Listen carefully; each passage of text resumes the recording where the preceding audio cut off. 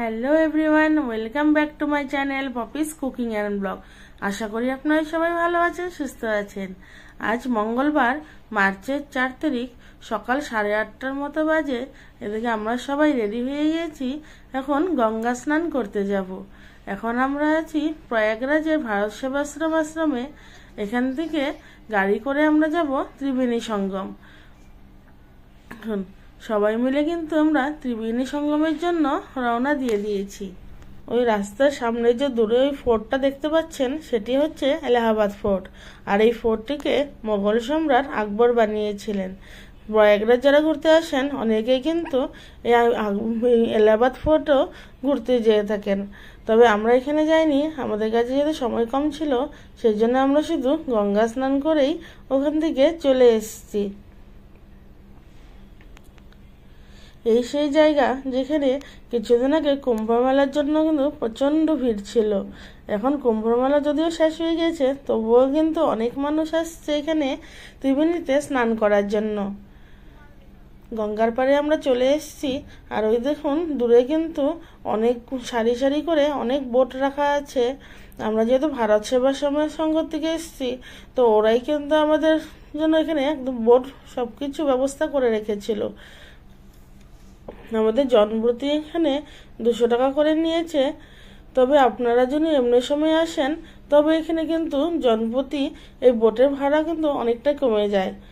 আমরা যেহেতু কুম্ভ মেলার পরপরে এসেছিলাম, সেই জন্য বোটের ভাড়াটা কিন্তু একটু বেশি নিয়েছে। আর সপ্তাহখানিক গেলে ওরা বলল যে ভাড়াটা কিন্তু অনেকটা কমে যাবে। দেখুন, লাইফ জ্যাকেট পরে সবাই বোটে বসে পড়েছি, ত্রিবেণীর উদ্দেশ্যে রওনা দিয়ে দিলাম। বোটে উঠে চারপাশে জল দেখে মনে হচ্ছিল কখন যেন জলে নামবো আর জলে নেমে জলে স্নান করব।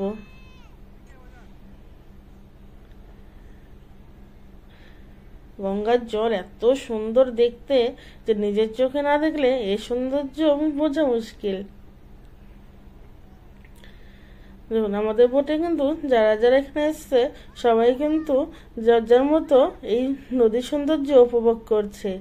আর ওই দূরে দেখুন, পাখিগুলো দেখতে এত সুন্দর, মনে হচ্ছিল কয়েকটাকে ধরে নিয়ে ঘরে চলে যাই।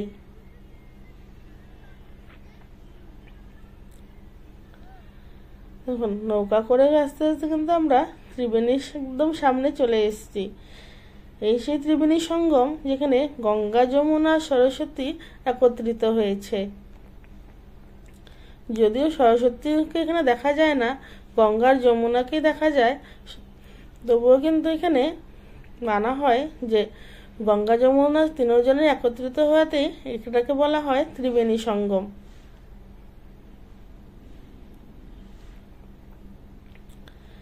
পাখিগুলো এত সুন্দর, ওরা যেন জলের মধ্যে নিজের আপন মনে স্নান করছে আর সাঁতার কাটছে।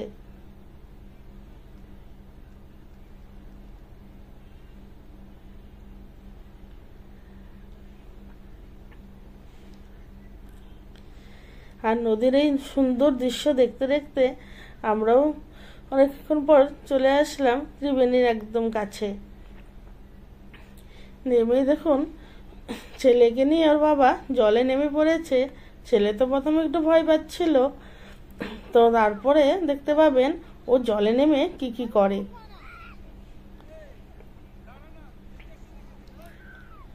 এই সেই ত্রিবেণী সঙ্গম।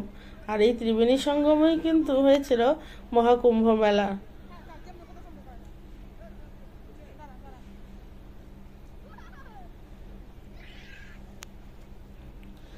সবাই এখানে স্নান করছে আর চারপাশে আনন্দটা উপভোগ করছে।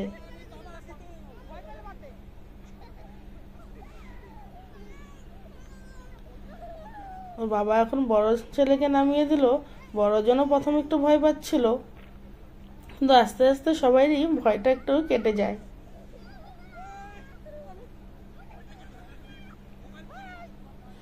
ও প্রথমে জলে ডুব দিতে ভয় পাচ্ছিল, তাই আমি বললাম জলে যখন ডুব দিবি না, তাহলে মগ দিয়ে স্নান কর। তো প্রথমে তো মগ দিয়েই গঙ্গা স্নান করে নিল, তারপরে গিয়ে নিজে ডুব লাগিয়েছে।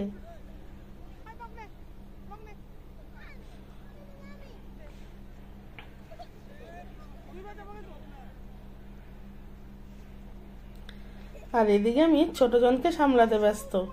ওর দাদাকে নামা দেখে ও নিচে নামবে, ওকে আমি কিছুতেই ধরে রাখতে পারছিলাম না। ও সবাইকে দেখছে জলে নামছে, ও এখন সবার সাথে জলে নামবে।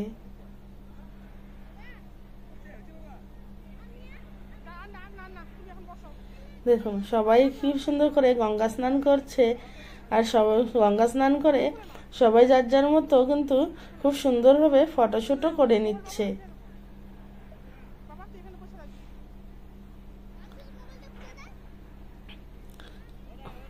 এখন আমরাও নেমে পড়লাম জলে। আর এদিকে বড় ছেলেকে বলেছি যে তুই ওখান থেকে একটু আমাদেরকে ভিডিও করে নে। ছেলেকে জলে দাঁড় করিয়ে দিয়েছি, আর ছেলের সে কি আনন্দ জলে নেমে। ও ভাবছে এটা সুইমিং পুল। ওই দেখুন ও বারবার জলের মধ্যে বসে পড়ছিল, ও এটা বুঝে নেই যে এখানে বসে পড়লে ও ডুবে যাবে। ওর এত আনন্দ হচ্ছিল যে ওকে ধরে রাখা মুশকিল হচ্ছিল।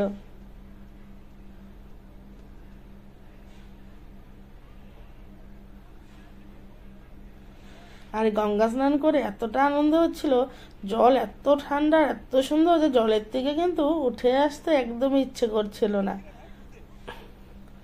লাস্টে আবার ছেলেকেও নামিয়ে দিলাম বড়জনকে, যে জাতীয় আর একবার স্নান করে নি। ও দেখুন ওর বাবা ছোটটাকে কিভাবে গঙ্গা স্নান করাচ্ছে।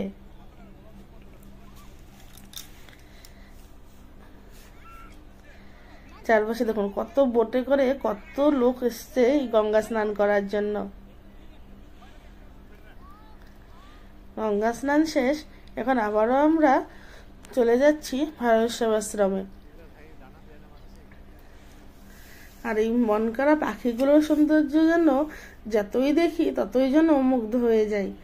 মনে হচ্ছিল ওই পাখিগুলোর মতো আমরা যদি এরকম জলে সাঁতার কাটতে পারতাম, তাহলে যেন এই জলের সৌন্দর্যটাকে আরো ভালো করে উপভোগ করতে পারতাম। কিন্তু সাঁতার যখন জানি না, তো আর কিছু করার নেই, বোটে বসেই জলের সৌন্দর্য উপভোগ করতে হবে। আর এদিকে বর্মশাইকে বললাম চলো একটু ফটোশুট করে নিই। তো ভিডিওটি কেমন লাগলো অবশ্যই কিন্তু আমাদেরকে কমেন্ট করে জানাতে